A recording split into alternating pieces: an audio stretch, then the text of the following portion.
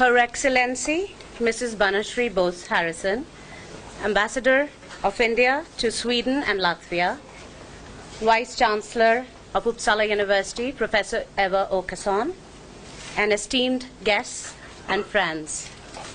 On behalf of the Forum for South Asian Studies at Uppsala University, we welcome you to today's prestigious event.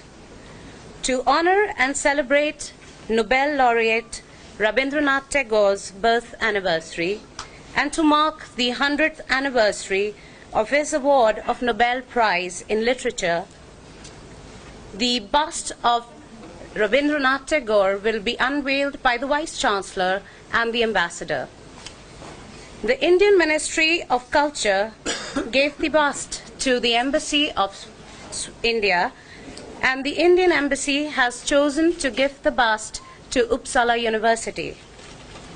Rabindranath Tagore was awarded the Nobel Prize in 1913 and was the first non-European to receive it in the field of literature.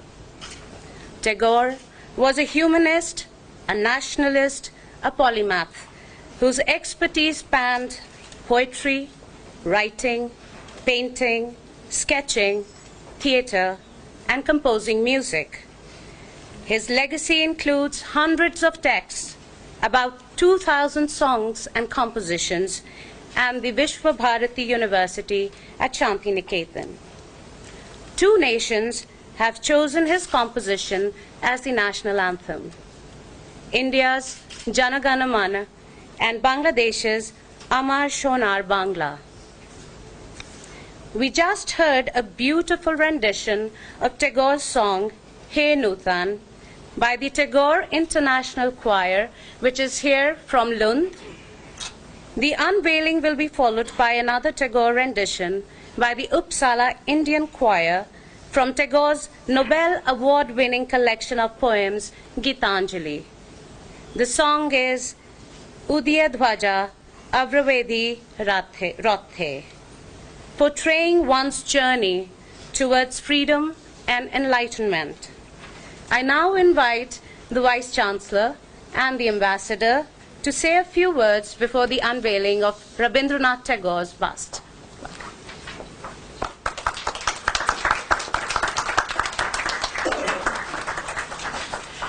Your Excellency, distinguished guests, ladies and gentlemen, today we have gathered to unveil the bronze bust of one of the most prominent Indian artists, writer and philosopher, Rabindranath Tagore.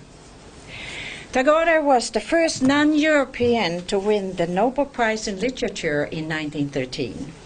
And during his lifetime, he was also highly influential in introducing Indian culture to the West and vice versa.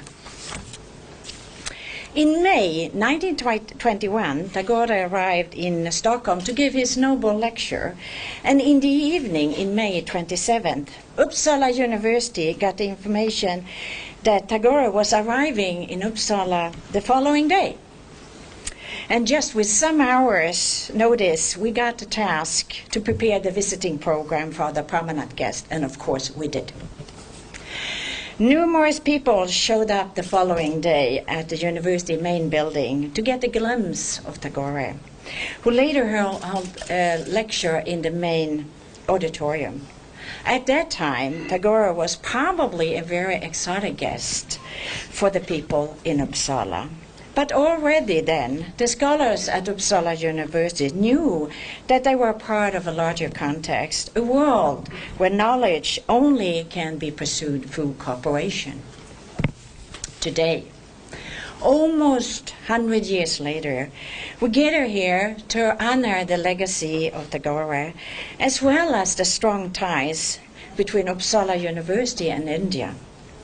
Within many fields, our students and teachers are cooperating with counterparts in India. Here at Uppsala University, the Forum for South Asia Studies is working to strengthen South Asia-related research and education and increase Uppsala University's collaboration with the region. We are also deeply grateful to the Indian government who has donated the bronze bust of Tagore to Uppsala University. And I would personally express my gratitude to Her Excellency Banashe Hose Harrison. But before I leave the word to Mrs. Ambassador, I would like to end with a short quote of Tagore, something that I think we all can agree upon.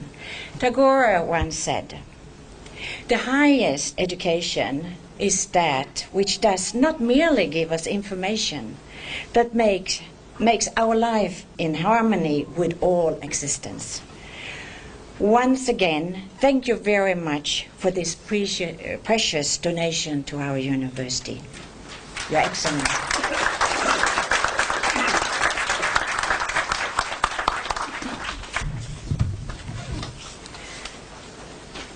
Honored Vice-Chancellor, dear friends, I really am overcome with emotion to be here on this wonderful occasion of commemorating so many things. We are commemorating the 100th anniversary of the award of Nobel Prize to Gurudev Rabindranath Tagore by recognizing his merits, his literary merits, and making him, as the Vice-Chancellor said, the first non-European to be awarded the Literature Prize for the Literature Nobel Prize. It was Sweden which actually gave, I would say, the final recognition that the Nobel laureate needed to be the cultural ambassador of India. Of course, he helped the process by being so picturesque. I sometimes wonder what it would have been like if he had arrived on these shores in a normal Western suit. But I think wearing the wonderful garb that he did and the flowing white beard, he did manage to charm the Swedish people as he charmed people the world over.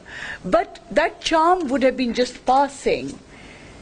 But the relationship between India and Sweden and the impact of Gurudev on that relationship, I think, transcends that image of time. And by having this bust here, Madam Vice-Chancellor and everyone else who was connected with this has done an honor to India. You say that you are privileged to have it. We feel that it is our privilege to have the bust of our poet laureate in the oldest seat of learning in Sweden and amongst one of the oldest seats of learning in Europe, if not in the world. I would think, if I did the research, Uppsala would probably come as one of the top, the oldest 10 seats of learning anywhere in the world. And what better location for our Nobel laureate than to be in this setting? I could have asked any university here, but it was a deliberate choice because I fell in love with Uppsala the first day that I came here. And I came here informally. Heinz was here to guide me and to make me enjoy a wonderful India festival that is held here every year. I think the only town, not even in Stockholm, is such an event happening regularly, though we are trying to make it happen now. But Uppsala marks India and the warmth and culture of India every year. So thank you, and thank you to all the residents of Uppsala through you. We have assembled here for a wonderful event, and it will be continuing in the afternoon, and I would like to recognize in particular our great artist, Asta Debu, who is here from India, who will be gracing that occasion. Asta has created many performances, I should say, which celebrate Rabindranath Tagore's artistry with words, using children, using his own wonderful poetic movements. And we will see one example this afternoon, and I hope we may be able to bring him back with the children for the other event that you have created, Asta. But in honoring the poet, you have taken away one of the two quotes that I wanted to end with. But I will end with the other quote which in its way is as powerful and so suited for a seat of learning like Uppsala. Don't limit a child to your own learning, for he was born in another time. This is what Uppsala, I think, is already doing. You are preparing your students for the future, for the next generation. And by honoring this poet, who was eternal, he was not a man of just the 19th century or the 20th century. He is truly a poet for all times and a man for all times. Thank you. Thank you, Uppsala.